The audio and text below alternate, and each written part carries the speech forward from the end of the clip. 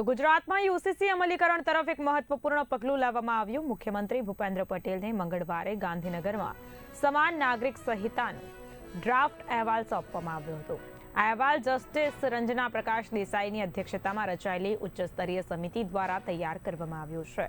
સમિતિએ રાજ્યના વિવિધ જિલ્લાઓની મુલાકાત લઈ લોક અભિપ્રાયો મેળવી અને વ્યાપક ચર્ચા વિચારણા બાદ આ વિગતવાર અહેવાલ તૈયાર કર્યો છે।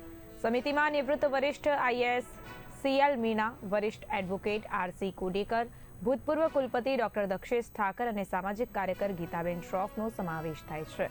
આ ટીમે ઝીણવટભર્યા અભ્યાસના આધારે અહેવાલ તૈયાર કર્યો છે। મુખ્યમંત્રી સમક્ષ કરાયેલા પ્રેઝન્ટેશનમાં જણાવ્યું હતું કે લગ્ન, છૂટાછેડા, વારસાગત મિલકત અને દત્તક લેવાની પ્રક્રિયા જેવા મુદ્દાઓ પર તમામ ધર્મો અને સમુદાયો માટે સમાન કાયદાકીય માળખું તૈયાર કરવાની ભલામણ કરવામાં આવી છે। ખાસ કરીને મહિલાઓના સમાન અધિકારો અને સુરક્ષા આ ડ્રાફ્ટમાં પ્રાથમિકતા આપવામાં આવી છે।